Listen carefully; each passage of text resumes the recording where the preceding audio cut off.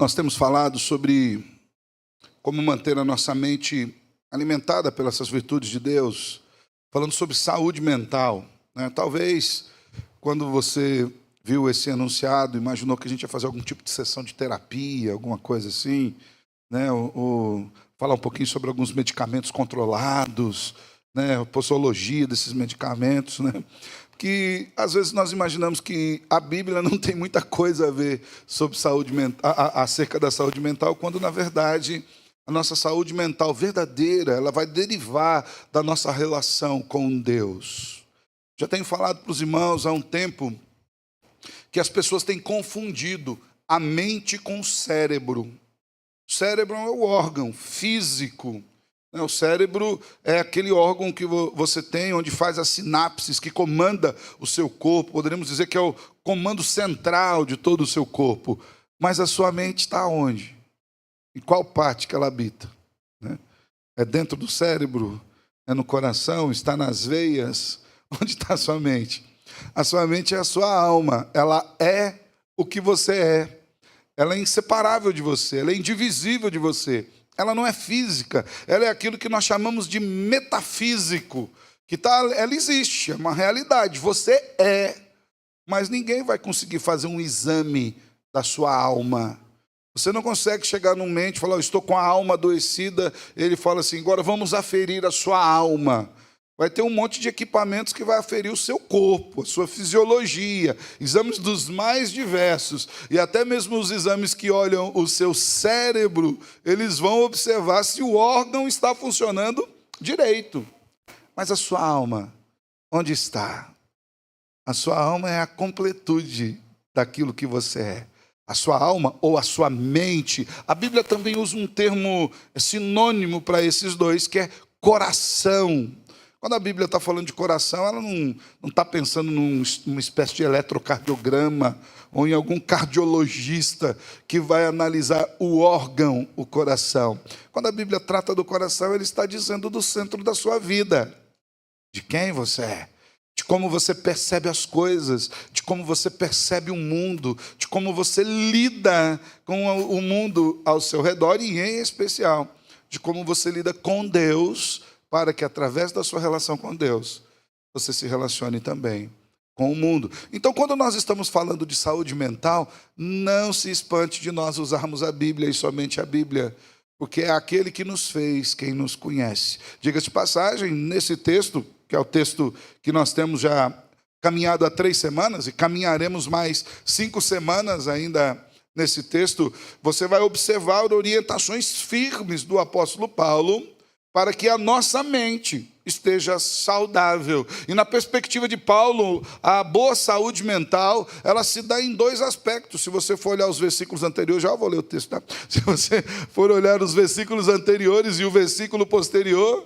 você vai perceber que nos anteriores ele diz que a nossa relação de saúde mental vem da paz de Deus, que excede todo o entendimento.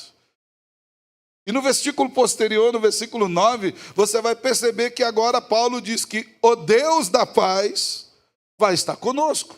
Então, a boa saúde mental tem relação com a paz de Deus e com o Deus da paz. Não vai encontrar outro jeito. Quero convidar você a lermos esse texto das Escrituras. Hoje nós vamos falar sobre uma mente alimentada pela justiça. Filipenses 4, versículo 8, diz o seguinte: finalmente, irmãos, tudo que é verdadeiro, tudo que é respeitável, tudo que é justo, tudo que é puro, tudo que é amável, tudo que é de boa fama, se alguma virtude há e se algum louvor existe, seja isso que ocupe o pensamento de vocês. Na NVI, finalmente, irmãos, pensem em tudo que for verdadeiro, tudo que for digno de respeito, tudo que for justo, tudo que for puro, tudo que for amável, tudo que for de boa fama, em tudo que houver alguma virtude ou algo de louvor. Que esse seja o lugar onde a nossa mente e a nossa alma repouse. Amém? Vamos orar mais uma vez? Senhor, nós estamos agora diante da Tua palavra, Senhor. E nós precisamos do auxílio do Teu Espírito Santo para compreendermos a Tua palavra. Queremos lhe pedir, Senhor, que o Senhor haja nesse lugar inacessível ao homem, mas que está diante dos seus olhos, que é a nossa alma. E que o Senhor mesmo ministre a nossa alma, ao nosso interior, à nossa mente, para que a saúde dos céus seja produzida em nós pelo poder do Teu Espírito, Senhor. Para que nós experimentemos da paz que excede todo o entendimento em um relacionamento santo e seguro com o Deus da paz, que nos guarda em todos os momentos. É assim que nós oramos, em Cristo Jesus. Amém. Você já deve perceber o quanto nós temos falado da importância de cultivar bons pensamentos. Por quê? Como falei há pouco, os nossos pensamentos formam quem nós somos. Nós somos o que nós pensamos. Nós somos o que, de fato, aquilo que é maquinado na nossa mente produz sobre nós. De verdade, nós, inclusive, vivemos de acordo com aquilo que nós pensamos. E é interessante que pode haver até uma ruptura entre o que nós cremos, ou melhor, o que declaramos crer e aquilo que nós vivemos. Tem muitas pessoas que fazem declarações profundas acerca de quem Deus é. Olha, eu creio que Deus é minha rocha, eu creio que Deus é minha fortaleza, eu creio que Deus cuida de mim, eu creio no perdão de Deus, eu creio na misericórdia de Deus, eu creio no amor de Deus, eu creio que Deus é o meu provedor. Eu creio que Deus é o meu sustento. Eu creio que Deus já está cuidando do meu amanhã. Eu creio que todas as coisas estão debaixo do controle de Deus. E nós fazemos várias e várias declarações de fé. Mas quando bate o vento da aflição, da adversidade, aí de fato nós vamos ver o que é a nossa fé. Em quem nós realmente confiamos, aquilo que nós de fato acreditamos. Daí a importância de nós alimentarmos diariamente a nossa mente sobre o Senhor, para que de fato nós confiemos nele na adversidade. Nós vivemos em tempos de grande instabilidade emocional e mental. É claro que é difícil quando você fala de nunca houve um tempo parecido com esse, mas dos tempos em que nós percebemos, ou que a gente vai analisando ou observando o comportamento humano, nós percebemos que vivemos um momento, no mínimo, de grande estabilidade, se não o momento de maior instabilidade mental ou instabilidade emocional. Não se lembra, ou pelo menos não era mensurado há muitos anos atrás, um grande número de pessoas medicando a sua alma. Eu já falei aqui para você que quem toma comprimido é o seu corpo. Sua alma não toma comprimido. O seu corpo toma. Tudo aquilo que você toma de medicamento, ele é processado pela sua fisiologia. Mas a sua alma não toma comprimido. A sua alma, ela não é afetada por essas coisas. Mas nós percebemos que muitas e muitas pessoas têm buscado algum tipo de medicamento para essas questões. Muitas pessoas sofrem de ansiedade, depressão, esgotamento, né? É interessante porque talvez nossos avós ou bisavós, eles esquentavam a nossa comida no fogão a lenha. Talvez você vá ter alguma lembrança disso, se você não for tão novinho. Existiu um tipo de fogão que não era elétrico, é verdade. Quase na idade da pedra. Mas os nossos pais, os nossos avós, bisavós acordavam 4, 5 da manhã para rachar uma lenha, para colocar no fogão, e aquilo dava trabalho para acender. Quem já viu acender fogão a lenha, não é igual apertar um botãozinho. Hoje não tem mais botãozinho, hoje você vira o botão, ele vai esquentando ali. Tem fogão que ele esquenta a panela, mas você põe a mão em cima, ele não queima a sua mão. A tecnologia vai se ampliando, e eles passavam o tempo todo, uma distância muito grande de tempo, para que eles pudessem fazer o alimento. Depois veio o advento do fogão a gás. Aquilo foi uma revolução, né? Aquilo fez com que ganhasse tempo. Não precisava mais acordar de madrugada para rachar uma lenha, para aquecer aquele fogo, para fazer aquela madeira virar brasa e ficar mantendo aquilo o tempo todo para esquentar. Você, em poucos minutos, acendia um palito de fósforo, colocava ali e aquele fogão magicamente acendia e você fazia comida rapidamente ali. Depois o fogão se tornou elétrico. E aí você não precisava mais do palito de fósforo.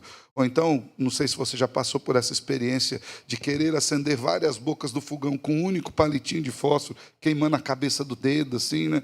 Eu já passei por todas essas coisas, irmãos, essa história da evolução da culinária, embora eu não cozinhe nem ovo, né? Mas eu já passei por todas essas experiências.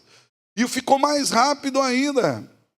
E depois veio a tecnologia absurda do forno de micro-ondas e do forno elétrico. É interessante que todas estas coisas nos deram mais tempo. A gente agora tem mais tempo para descansar, mais tempo para ler, mais tempo para acalmar a alma, mas você percebe que hoje há um esgotamento mental maior do que havia antes. Não é por falta de tempo. Que hoje você compra a comida, você coloca no micro-ondas e em 2 minutos ela está quente. 2 minutinhos já está ali pronta para você comer. Mas o grande problema é que o esgotamento, ele nunca foi necessariamente por causa do trabalho do corpo. Mas geralmente quando você vai falar com alguém que está esgotado, ele fala, minha mente está esgotada. Esgotamento mental. Por quê? Uma das principais razões para isso é a forma como nós alimentamos o nosso pensamento, é a forma como nós nos relacionamos com Deus, é a forma como nós experimentamos a paz de Deus e descansamos nos braços do Deus da paz. A maneira como nós pensamos influencia diretamente a nossa paz interior e a nossa relação com o Deus que é o doador de toda a paz.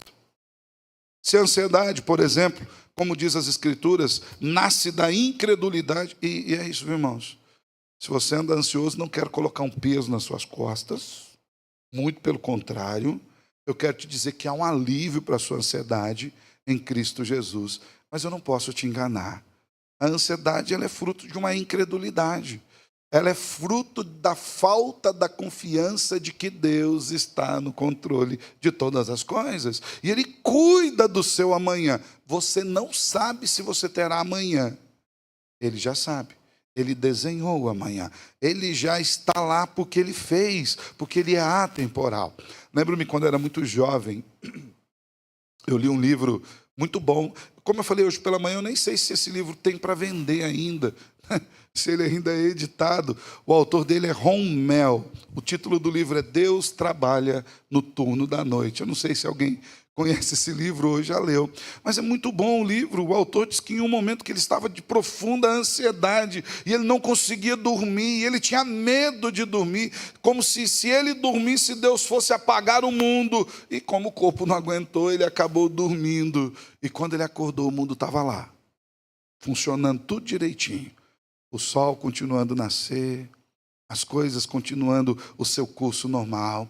E ele percebeu que mesmo quando ele tinha que dormir, pela limitação do seu corpo, o Deus em quem ele cria, continuava trabalhando no turno da noite. Deus não descansa.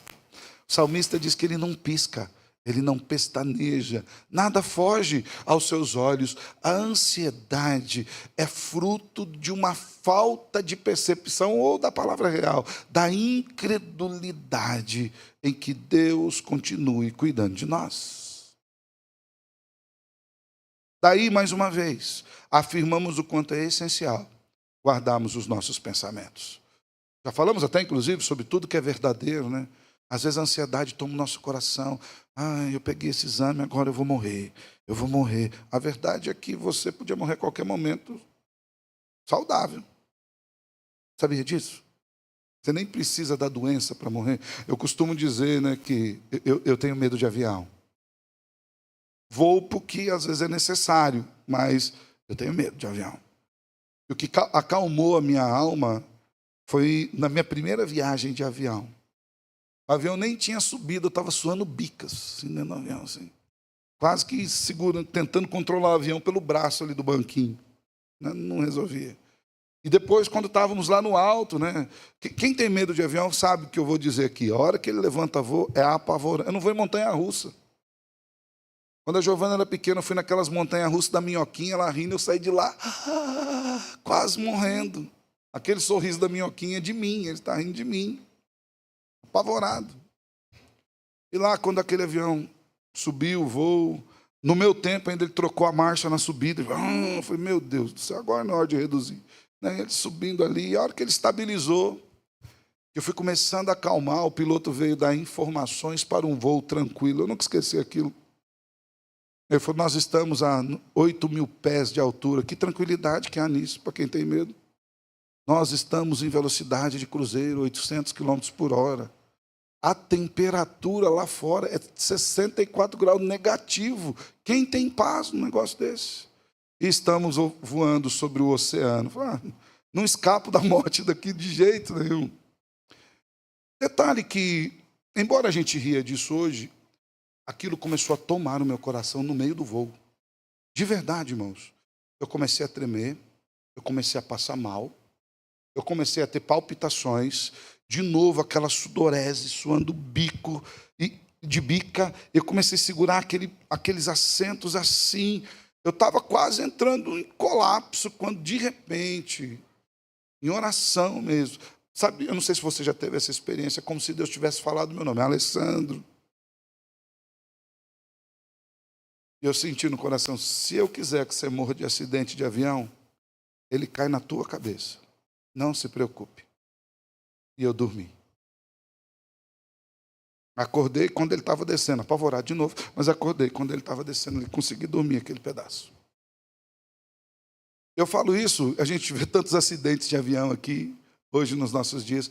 Nós não precisamos de uma boa ou de uma má saúde. Quem cuida da nossa vida é o Deus que nos fez. É Ele quem determina o curso dos nossos dias. Mas a gente tem dificuldade de acreditar nisso. E aí o nosso coração se enche do quê? Ansiedade. Você perdeu o emprego, o coração enche do quê? De ansiedade. Aí o Senhor diz, veja os pardais, olha os lírios do campo. Eu não cuido deles. Quantos pardais vocês viram pedindo emprego? Nenhum. Eles não têm casas. Eles não têm moradas. Os lírios do campo não fazem tecidos. E eu dou a sua beleza cada manhã. Quanto mais de vós eu cuidarei.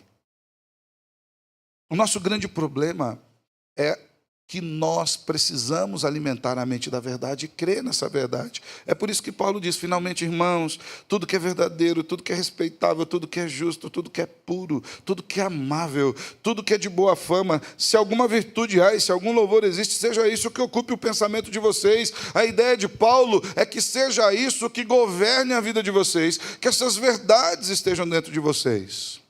E hoje nós vamos falar um pouquinho da terceira virtude recomendada por Paulo, que é a justiça. Quando nós falamos de justo, é importante nós analisarmos aquilo que a Bíblia nos traz acerca de justiça. O termo grego traduzido por justos é o termo dikaios, que além de justo, pode significar aquele que observa as leis divinas. E aqui, já de antemão, eu quero dizer para você que todo o conceito de justiça relaciona-se diretamente com Deus. A ideia de justiça não é a justiça humana. O original do texto traz essa percepção daquilo que observa as leis divinas, e até num sentido mais amplo, sentido de retidão, virtuoso, aquilo que é relativo aos mandamentos de Deus. Quando Paulo diz, pensem em tudo que é justo, a ideia de Paulo é que a justiça vem de Deus. A lei de Deus é perfeita. De maneira que essa justiça, ela tem conotação de dar a cada um aquilo que lhe é devido, de acordo com aquilo que Deus estipulou para as nossas vidas. Tudo que é justo refere-se àquilo que é correto, àquilo que é íntegro, aquilo que está em conformidade com a vontade determinada de um Deus Criador. E aqui no contexto bíblico, a justiça, ela está diretamente ligada a esse caráter de Deus e como nós obedecemos aos mandamentos de Deus. O justo é aquele que guarda os mandamentos e a lei do Senhor. É aquele que observa o propósito de Deus. Alguns exemplos. José, marido de Maria, mãe do Salvador, ele foi chamado de justo, pela forma como ele tratou Maria. Isso está lá no Evangelho de Mateus capítulo 1, do versículo 19. Jesus, o Salvador, ele foi chamado como o justo, o nosso advogado junto ao Pai, pelo apóstolo João, na primeira carta, capítulo 2, versículo 1. E ainda é interessante, Cornélio, um homem que não fazia parte do rol dos cristãos, um homem da corte italiana, ele foi chamado de justo por ser alguém que temia a Deus. Havia um temor no coração de Cornélio, Atos 10, 22. Em todos esses casos, a justiça refere-se àqueles que andam nos caminhos do Senhor e cumprem os seus propósitos. Diante disso, nós vamos refletir em 3 verdades acerca daquilo que é justo. Nós precisamos aprender 3 verdades sobre uma mente que é alimentada pela justiça. E a primeira verdade que é importante guardar na nossa mente nesse sentido é que Deus é a fonte de toda justiça. Quando nós falamos de tudo que é justo, nós estamos falando de tudo aquilo que concerne a Deus, de tudo aquilo que tem relação direta com Deus, porque a justiça, inclusive o nosso conceito de justiça, deriva daquilo que chamam de moral judaico-cristã, de uma relação com Deus. O termo justo, de kaios, na verdade, ele é um adjetivo, que ele descreve aquilo que está em perfeita harmonia com o Deus eterno. A justiça sempre vai ter essa relação de observar aquilo que Deus determinou. A justiça sempre vai ter a relação de estar alinhado com o propósito de Deus, aquilo que deriva daquilo que Deus é, da sua imutabilidade, daquilo que é revelado nas Escrituras. Os crentes devem pensar em questão de como eles se relacionam com essa lei de Deus. E é importante isso, irmãos. Quando nós falamos da lei de Deus, automaticamente na cabeça de muitos vem os 10 mandamentos. Eu quero te falar uma coisa, eles estão vigentes ainda. Eles não foram revogados, os 10. Eles foram cumpridos por Cristo Jesus. Diga-se de passagem, eu falei que eles foram cumpridos, resumidos de uma forma que foram ampliados. Eu sei que pode parecer paradoxal e pode parecer loucura, mas não é. Jesus resumiu os 10 mandamentos em 2. Só que esse resumo de Jesus trouxe implicações muito maiores do que os 10 apresentavam naquele primeiro momento. Por exemplo, nos 10 mandamentos, os 4 primeiros mandamentos são com respeito à nossa relação com Deus. De não termos um outro Deus, não servimos a Ele, não fazemos nenhum tipo de imagem desse Deus, de cuidarmos para que não tomemos o nome desse santo Deus em vão, porque Ele é santo, Ele é perfeito. Não podemos ficar com brincadeirinhas ou até mesmo usando o nome de Deus para justificar injustiças. De guardar o dia do Senhor, ter um tempo específico para estarmos com Deus. Jesus resumiu assim. Então, em relação a Deus, agora, vocês amem a Deus com todo o seu coração, com todo o seu entendimento, com toda a sua força. Tudo que vocês fizerem agora, lembre-se que é em relação a Deus. Agora você compra por causa de Deus, você vende por causa de Deus, você se relaciona no seu lar, você casa, você vive com alguém, tem seus filhos por causa de Deus, você estuda, você vai para a escola, tudo aquilo que você faz é em relação ao seu Deus, porque você ama a Deus e Deus é o centro da sua vida. Agora você não precisa mais ficar preocupado se é imagem, se é algum estilo de palavra, ou se é um dia. Você vive diante do Deus vivo. A lei de Deus continua vigente e ela é perfeita. Diga-se de passagem, as Escrituras nos dizem que ela restaura a alma.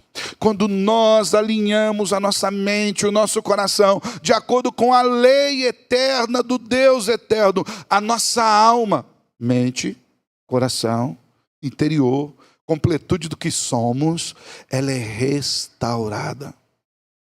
Com respeito às outras pessoas, por exemplo, a lei de Deus nos apresenta 6 mandamentos. Começa com os pais, honrando pai e mãe.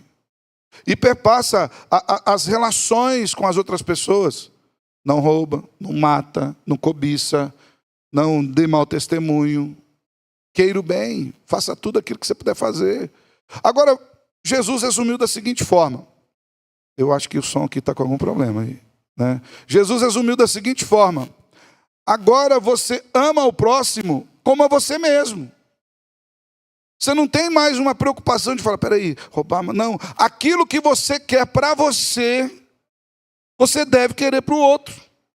Se você gosta de receber um sorriso, sorria. Se você gosta de um abraço, abrace. Se você entende que o amor de Deus deve ser derramado sobre você, derrame amor sobre as pessoas. Se você quer ser tratado bem, trate bem. Agora você não vai ficar preocupando com um compêndio de pequenas ou grandes regras. Agora você olha para o seu próximo com o intuito de fazer para ele aquilo que você gostaria que fizessem para você. Quando você vai comprar um presente de aniversário, isso é algo aplicável, viu? Às vezes a gente não para pensar. Eu já vi casos das pessoas, eu não vou comprar um presente de aniversário, tem que comprar alguma coisa, compra qualquer coisa lá. Eu não estou dizendo para você comprar, estou falando de preço, tá? É isso que eu estou falando.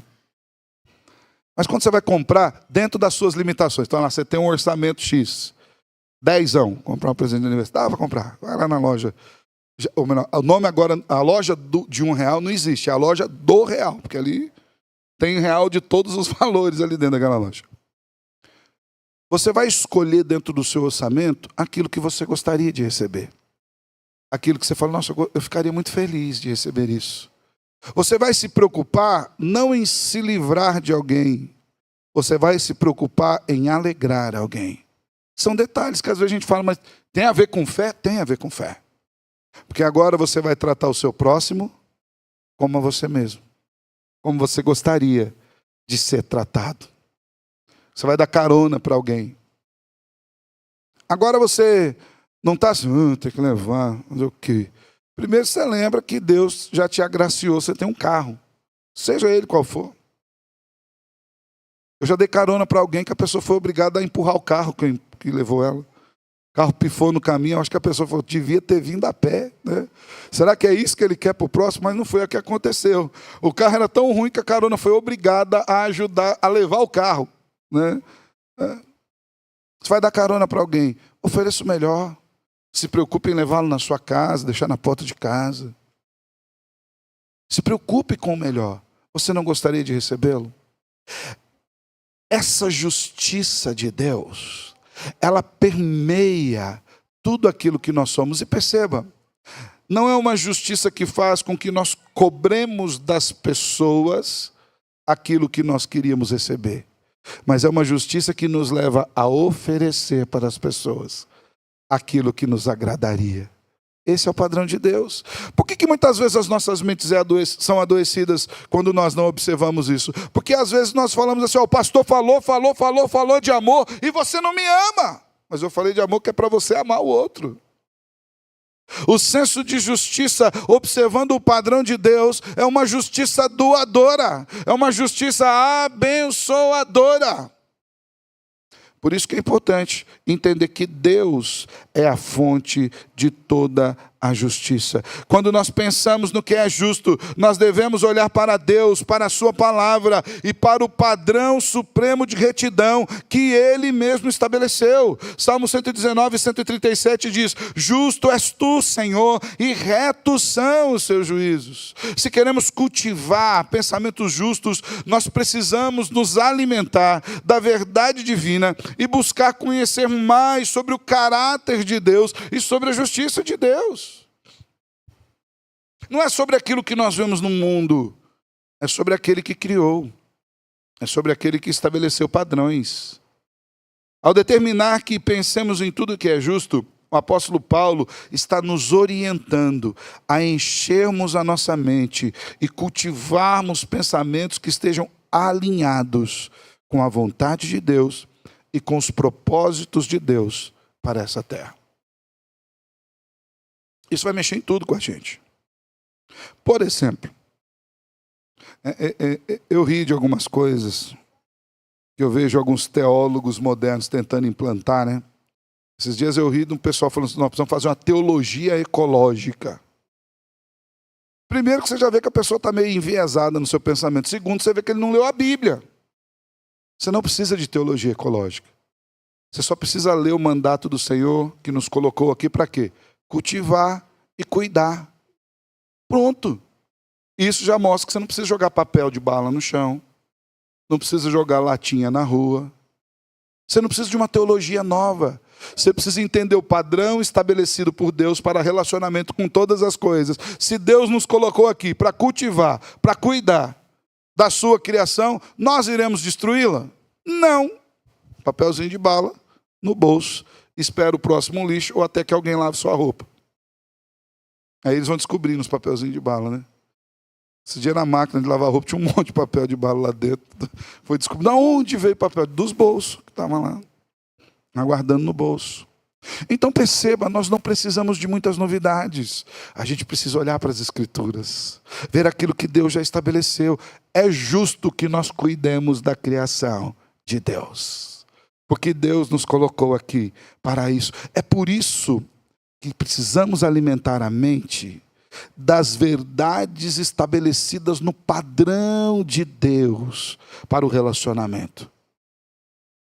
Será que precisa dizer que para você tratar o outro bem, a verdade sobre o outro é que ele foi feito à imagem e semelhança de Deus, como você? O problema é que o pecado desumanizou essa imagem. Hoje a gente tem desumanizado pessoas e humanizado animais. Isso é um problema pecaminoso. Pecaminoso. Há poucos dias eu assisti um vídeo que era uma sátira, mas que me incomodou demais. Porque eu acho que o mundo está caminhando para aquilo ali. E nesse vídeo uma moça encontrou um mendigo com um cachorro na rua. Estava lá o mendigo sentado e o cachorrinho do lado. O mendigo estava lá, preciso uma plaquinha, lembra que é uma sátira, preciso de comida, tal, aquele negócio todo. A moça parou, foi conversar com ele. O senhor está bem e tal? Ele falou, não, estou bem. Ele falou, quem está cuidando do cachorro? Ela perguntou. Não, o cachorro é meu cachorro. Mas ele tem ração? Ele tem água? Como está o cachorro? E naquela sátira, na conversa com a menina, com o rapaz ali, com o mendigo, ela falou, deu lá, sacou uma nota lá de dinheiro, falou, está aqui, compra uma boa ração para os cachorros. Compra um comedouro, traz água, uma casinha para o cachorro. E depois ela passou uns dias lá, estava lá o cachorro com a casinha, bonitinha, um pote de ração com o nome do cachorro. O cachorro saiu da casinha com a coleira, com ossinho, com o nomezinho, e o mendigo do lado. Né? E ela parou e falou, agora está tudo bem, o senhor está cuidando bem do cachorro. Aquilo me incomodou. Porque eu não duvido que hoje nós nos preocupemos mais com os animais do que com as pessoas. Nada na criação de Deus, absolutamente nada, além de nós, foi feito à imagem e semelhança do Criador. Só nós fomos feitos imagem e semelhança de Deus. Eu não preciso dizer que você precisa tratar o outro bem. Não importa quais as escolhas do outro, sejam as piores que forem. É uma escolha dele. Mas ele ainda é imagem e semelhança de Deus. Então, quando nós alimentamos a nossa mente do padrão estabelecido por Deus, nós somos protegidos do adoecimento desse mundo. Nesse sentido, pensamentos justos são aqueles irrepreensíveis, cujo resultado reflita no sentir e no agir, o que está em conformidade com essa vontade de Deus. Pensamentos que não necessitam de retificação no coração ou na vida. Pensamentos que já estão alinhados com Deus. Tal qual o pensamento verdadeiro, o pensamento justo reflete a realidade da criação. Enquanto o verdadeiro aponta para a criação nos seus padrões, que reflete por conta da vontade sábia de Deus, a perfeição de um Deus criador, o pensamento justo aponta para a prática fundamentada nas realidades criadas. Deus nos fez imagem e semelhança, então nos tratamos uns aos outros como imagem e semelhança. Deus nos fez e nos colocou aqui para cuidar do mundo, então nós cuidamos do mundo. Deus fez homem e mulher e estabeleceu família. Então nós nos unimos, homem e mulher, e estabelecemos família. Deus nos deu responsabilidades para educarmos e cuidarmos dos nossos filhos nos caminhos do Senhor. Então nós temos filhos, cuidamos e educamos nos caminhos do Senhor. Deus diz quais são as prioridades da vida. Então nós andamos de acordo com as prioridades da vida estabelecidas por Deus. A verdade é o que Deus fez. A justiça é como Deus pede que nós nos relacionemos com a sua verdade. Você entende isso? Você entende como isso faz com que as nossas almas estejam protegidas da loucura do mundo? Porque o mundo quer criar novas formas de relacionamento, mas Deus já estabeleceu todas as coisas. Então a primeira verdade, irmãos, é que Deus é a fonte da justiça. E toda justiça emana de Deus. Em segundo lugar, uma mente alimentada para a justiça precisa aprender que o mundo não consegue promover a verdadeira justiça de Deus. Essa justiça de Deus você não vai encontrar em lugar nenhum do mundo, porque o mundo é louco. O mundo está enlouquecido pelo pecado.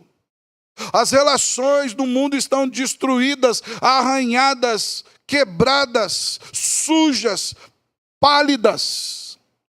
As relações do mundo, elas estão ensimesmadas, fundamentadas no eu gosto, no eu acho, no eu penso.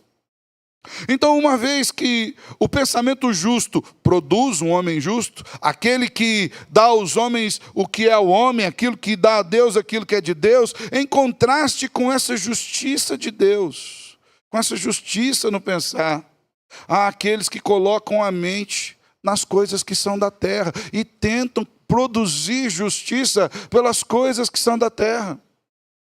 Colocam a mente no seu próprio prazer e aí produz justiça a partir disso. Se eu não estou sentindo bem, se isso não me dá prazer, eu fico mal. E começa a crer em mentiras. E começa a adoecer a sua mente. Isso acontece muito em casamentos. O casamento é o relacionamento mais profundo que há entre dois seres humanos. Mais do que de pai e de filho, tá? Tem muita gente que não acredita, mas tem que acreditar. Esse é o casamento mais profundo. Mas o mundo distorceu o conceito de casamento. Hoje você vê as pessoas falando, por que você casa? Eu caso para ser feliz.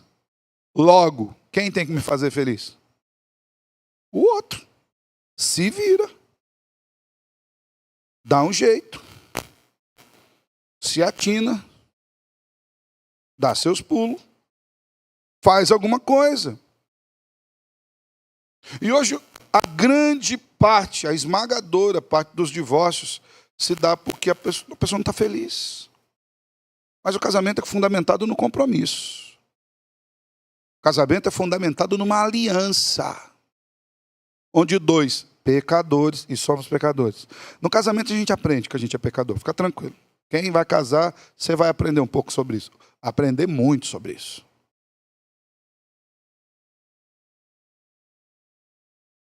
Dois pecadores firmam uma aliança diante de Deus. Já parou para pensar nas promessas que nós fazemos diante do Senhor? Saúde e doença.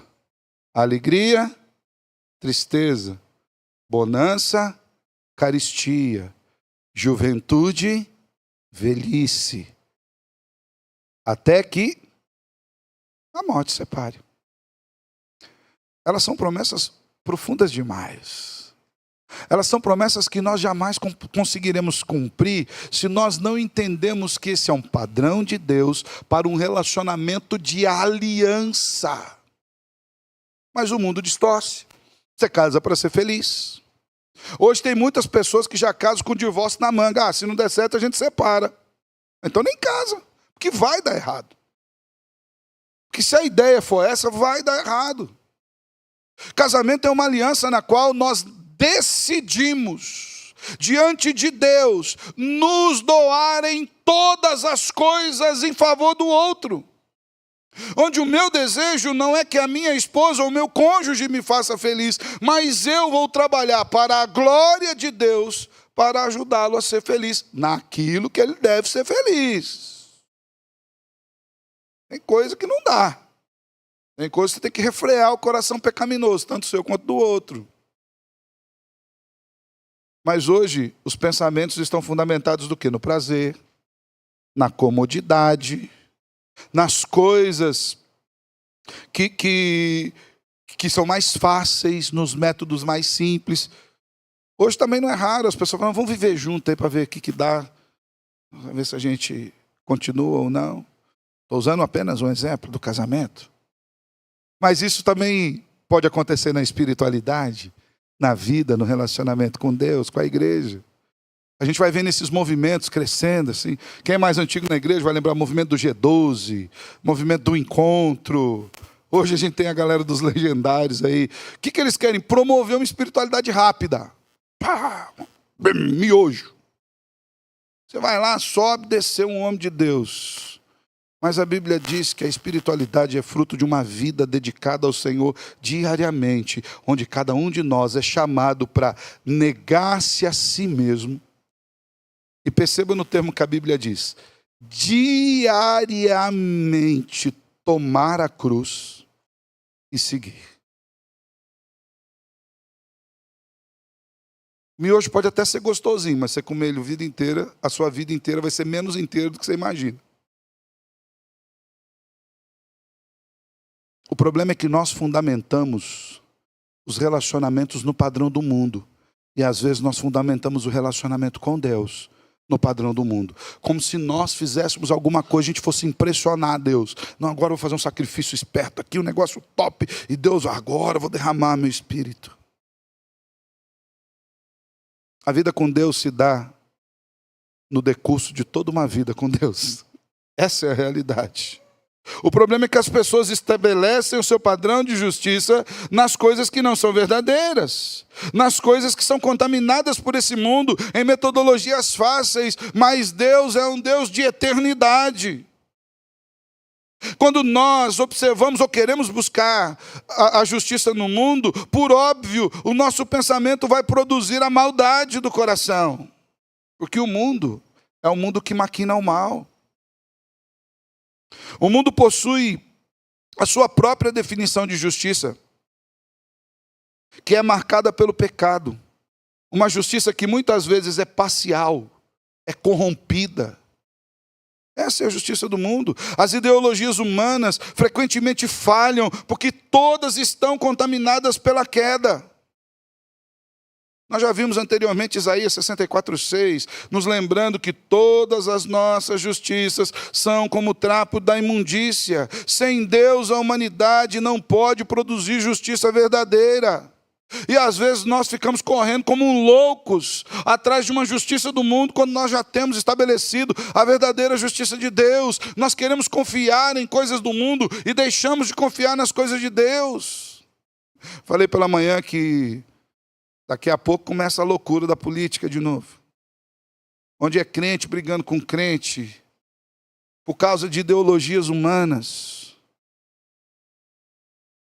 O socialismo, o comunismo, o liberalismo político, o capitalismo jamais produzirão a justiça do reino de Deus. Alguns a gente já vê que dá mal no começo, no seu fundamento. Outros, às vezes, a gente não percebe que vai matando aos poucos. Os nossos padrões não podem ser guiados por essas coisas do mundo. É por isso que eu digo que não deve haver crente de direita e crente de esquerda. Você é crente, tá bom. A Bíblia diz que nós somos chamados para julgar o mundo. A nossa esperança não está nos governantes terrenos. O que não significa, irmãos, que você não precisa ter sabedoria para escolher os governantes. Mas se a sua esperança está nele, você está falido. A nossa esperança está naquele que vive e reina. A nossa esperança está naquele que faz o sol brilhar toda manhã. A nossa esperança está naquele que escurece o final da tarde e traz a noite para o nosso descanso. A nossa esperança está naquele que mantém tudo aquilo que nos é necessário à vida. Governos vêm e vão, sistemas vêm e vão, os valores do mundo os mais variáveis possíveis. E o nosso Deus continua imutável, eterno. A sua verdade não passa. Não adianta nós queremos buscar a justiça no mundo. Paulo já nos diz, Romanos 3:10, não há um justo sequer. O mundo não vai produzir isso. A justiça do mundo está influenciada por valores que não refletem a verdade de Deus. Antes, a justiça do mundo está fundamentada no humanismo, por exemplo. O importante é o ser humano. O importante é o que você sente, o que você quer. Vai te fazer bem? Vai fazer bem. Olha, nós precisamos respeitar ele, porque ele pensa assim. Ora, se o que ele pensa é loucura, o melhor respeito é tirar a loucura. Está dirigindo numa estrada, tem um barranco lá na frente. Se ele passar aquele barranco e não fizer a curva, ele capota lá para baixo e morre. Como eu respeito ele? Falando, vai devagar. Se não passar aquela curva lá, você não sabe voar. Deus não te fez passarinho. Eu respeito, falo, não, são os valores deles. Hoje tem muita essa mentira. Aquela é a verdade dele. Verdade só tem uma. E ela é absoluta. A verdade vem de Deus, já falamos isso. Emana de Deus. Mas o padrão de justiça do mundo é humanista. O padrão de justiça do mundo é materialista. Está fundamentado em coisas. Eu sempre gostei muito de propaganda. Faz muito tempo que eu não vejo propaganda. Na verdade, faz muito tempo que eu não vejo televisão como via antigamente. Né? O mundo mudou, nossa forma de ver televisão mudou. Mas eu gostava muito de ver propagandas. Eu já passei tardes assistindo vídeos só de compêndio assim, de propaganda, de tudo quanto é coisa. Mas eu lembro, por exemplo, da propaganda das gravatas Vollens. Nem sei se existe mais. Né? E se você lembra das gravatas Vollens, você é velho. Eu vi no YouTube depois, mas você é velho. Mas o moto da propaganda é o seguinte: o mundo trata melhor quem se veste bem. Eu acho que da Westop também foi isso. Né? Esses dias eu vi uma calça Westop, irmãos. Existe. Eu achei que era peça de museu, mas não, está vendendo e está caro para chuchu. O mundo trata melhor quem se veste bem. Isso é materialismo. Às vezes nós somos assim. Às vezes nós julgamos as pessoas pela roupa que elas vestem, pela marca da roupa, ou pelo bairro que moram, ou pelo carro que eles têm estacionado na frente da casa, ou que eles dirigem. Nós não somos as coisas que nós temos, nós somos o que somos. Mas o mundo não vê assim. Há uma tendência muito grande, até nas igrejas. Entra lá uma autoridade política, que são os nossos empregados de luxo. Entra lá um deputado, senador, não, senta aqui. Senta aí, onde está todo mundo sentado. Que diferença há? Mas nós temos essa tendência. Às vezes nós tratamos melhor quem não precisa. E deixamos de tratar bem quem tem a necessidade. Por quê? Por conta da influência da justiça do mundo. Materialismo. O hedonismo, a busca profunda pelo prazer. O importante é ser feliz, mas eu quero ser feliz desse jeito. Mas essa felicidade irá te matar. E às vezes nós não percebemos que o mundo arma para nós armadilhas simples demais. E que a gente cai, tal qual um rato cai na ratoeira. Do nada aparece no caminho do rato um queijo, do que ele gosta, corta. Eu não sei porque que a gente às vezes coloca o queijo cortado em quadradinho para o rato, como se ele fosse achar mais bonito. Mas o queijo quadradinho, cortadinho, do nada, de graça, no caminho, aquilo me dá prazer. E a gente vai dar uma bocada e a ratoeira se fecha. E às vezes a gente é jogado para um mundo de adversidade por causa do nosso pecado.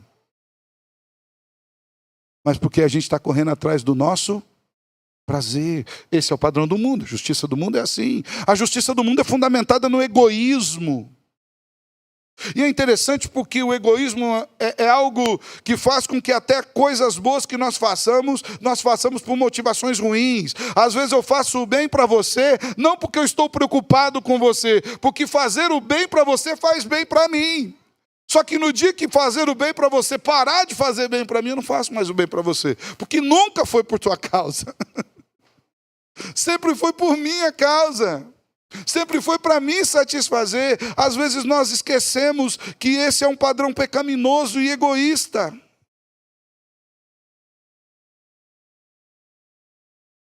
Eu lembro uma vez, muito tempo atrás, muitos anos atrás, eu não era pastor ainda. Eu, na verdade, nem estava para ir para o seminário. E eu vi uma discussão de final de ano na igreja que foi muito interessante. Porque era a hora de apresentar um relatório de doação de cestas básicas para as pessoas necessitadas, né? E aí naquele relatório tinha 90 cestas básicas doadas. E a gente falou, nossa, que legal, né? Tinha ali as mulheres doaram 30, os homens doaram 30, e os jovens doaram 30 lá. E todo mundo colocou os 30 lá no relatório. Aí chegou no final, lá quando foram ler, mas quantas cestas básicas foram doadas? Olha, 30, 90, não, foram só 30 mesmo. Mas por quê? Cada um colocou as mesmas 30 no seu relatório. A preocupação não era necessariamente em suprir a necessidade de alguém, mas era em relatar que havia dado uma cesta básica para alguém. Às vezes nós temos motivações egoístas. O imediatismo é a tônica desse mundo. Vai produzir algo para agora? Resolve agora? A gente quer tudo já. Os nossos jovens, e nós também, a gente troca o celular porque ele demora 2 segundos para abrir um aplicativo. Você tem que tocar nele e automaticamente ele tem que abrir. A gente acha que isso é brincadeira, mas não é não. É claro que a gente vai entendendo o processo da modernidade, mas eu lembro que o meu último computador, faz tempo que eu troquei meu computador, acho que 8 anos. Mas eu troquei porque ele demorou 30 segundos para ligar. Eu achei aquilo um absurdo de tempo. Era muito tempo para ligar. O atual está quase naqueles 30 lá do outro lá, mas vai ficar mais um tempo. Nós gostamos das coisas imediatas. Só que nós gostamos de relacionamentos assim, de vida assim, de espiritualidade assim. Por quê? Porque esse é o padrão de justiça do mundo e às vezes a gente quer buscar o padrão de justiça do mundo. Para terminar, nós vamos aprender que Cristo é a manifestação perfeita da justiça de Deus. Eu creio que a essa altura nós já devemos ter percebido que aquilo que deve encher a nossa mente é Cristo. Ele é a verdade, Ele é a nobreza, Ele é a justiça, Ele é a pureza, Ele é o amor, Ele é a integridade, Ele é o motivo de louvor. Portanto, o que deve encher os nossos pensamentos é tudo aquilo que vem de Cristo, que se refere a Cristo. Cristo é a justiça de Deus em ação. É a prática da justiça de Deus. De uma forma muito mais estrita, o termo justo, ele aponta para a pessoa de Cristo. O único que foi aprovado e aceito por Deus por sua justiça própria. Nenhum de nós é aceito por Deus pela nossa própria justiça. Nós nunca seremos bons demais. Cristo cumpriu toda a lei de Deus. Cristo foi obediente ao Senhor até a morte e morte de cruz. A nossa justiça é derivada, a nossa justiça é atribuída. É a justiça de Cristo sobre nós. Inclusive o termo justificação, ele é derivado do vocábulo de kaios, que é a justiça. Justificação é de kaiosis, é a ação da justiça de Deus sendo imputada a nós. Nós recebemos de graça essa justiça.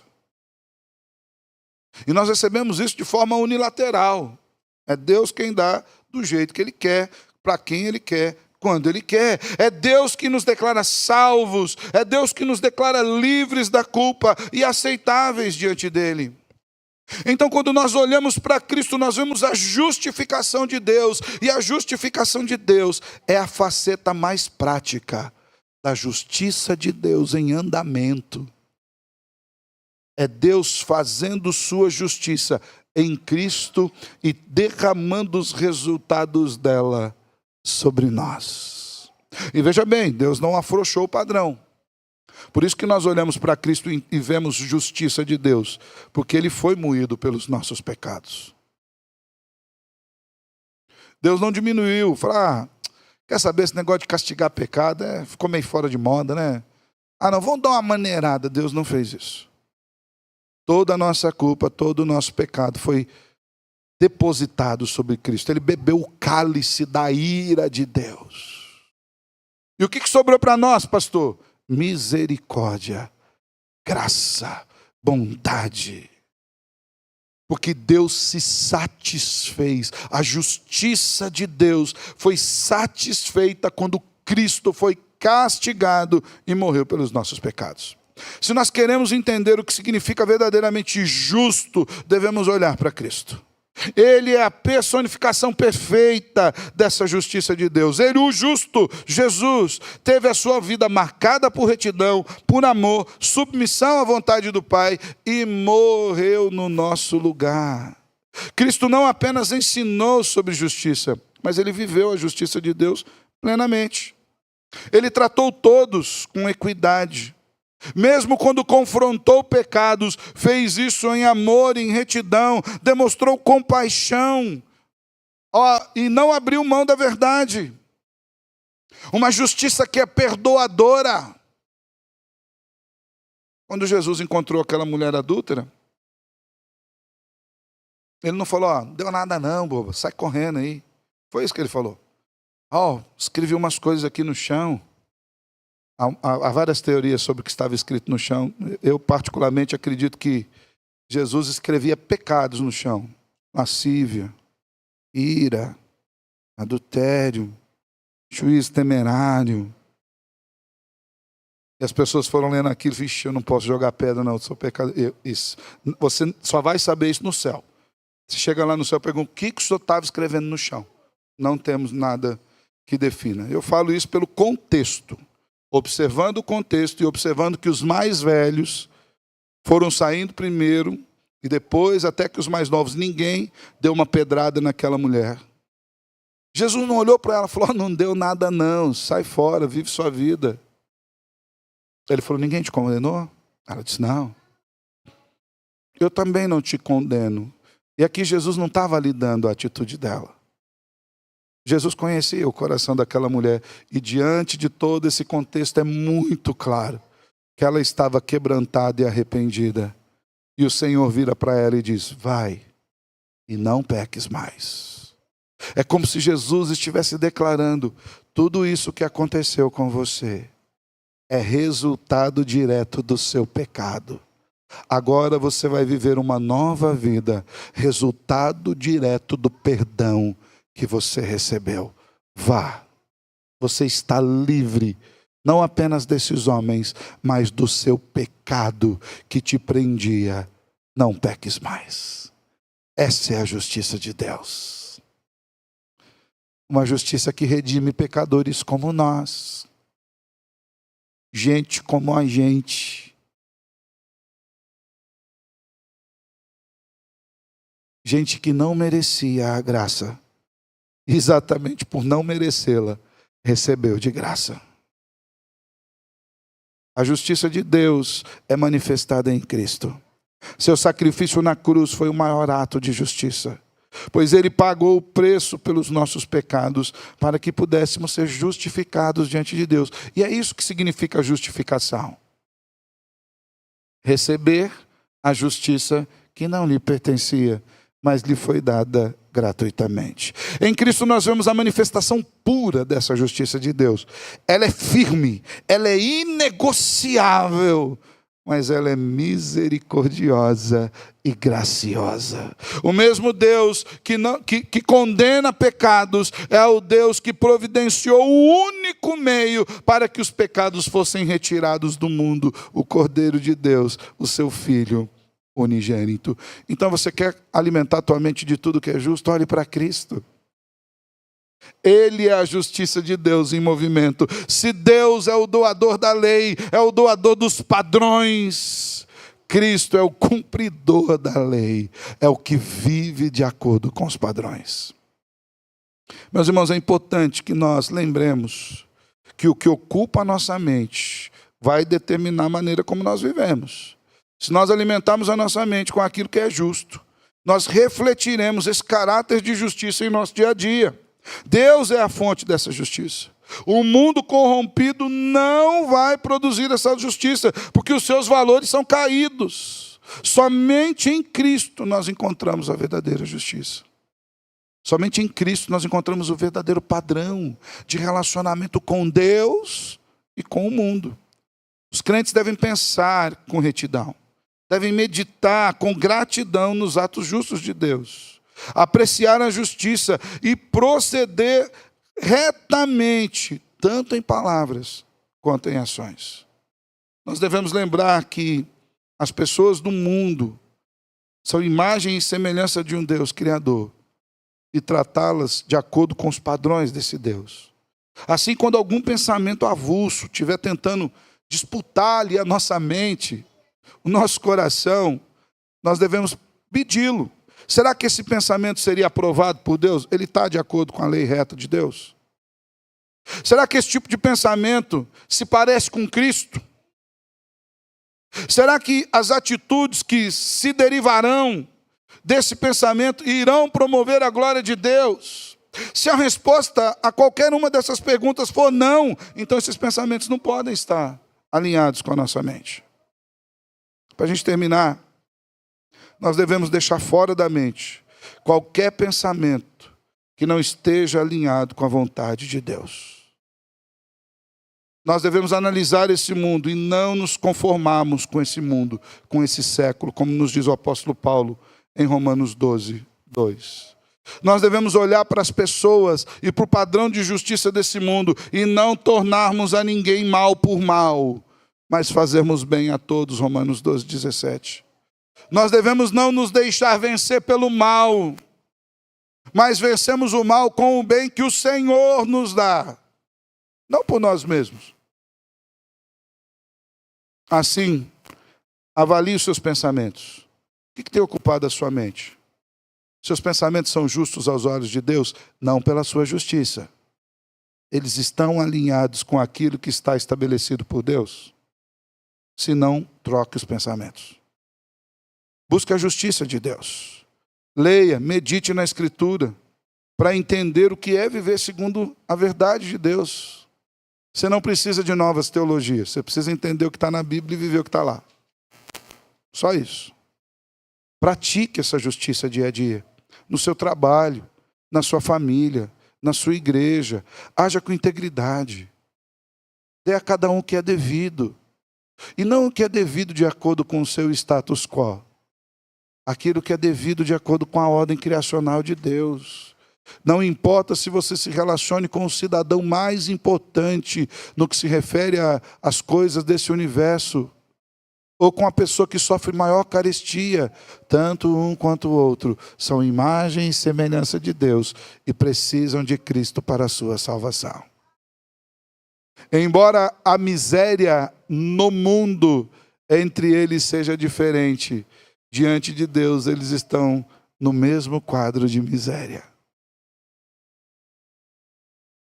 Embora aqui os seus pecados tragam resultados diferentes diante de Deus, os pecados trazem o mesmo resultado.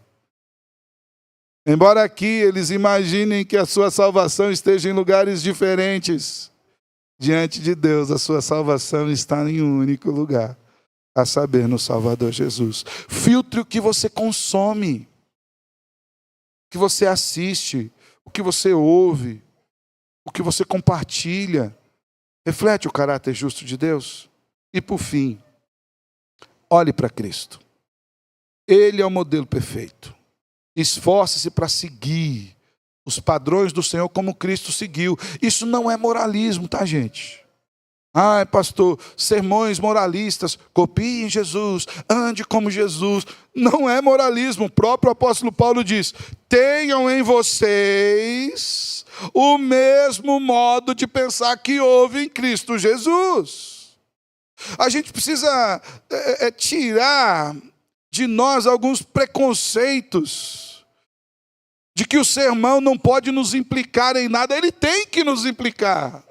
Você tem que sair daqui imaginando: eu preciso agir diferente, eu preciso cumprimentar diferente, rir diferente, abraçar diferente, comer diferente, beber diferente, comprar diferente, vender diferente. Não é moralismo, é fruto de uma vida transformada e impactada pela verdade de Deus.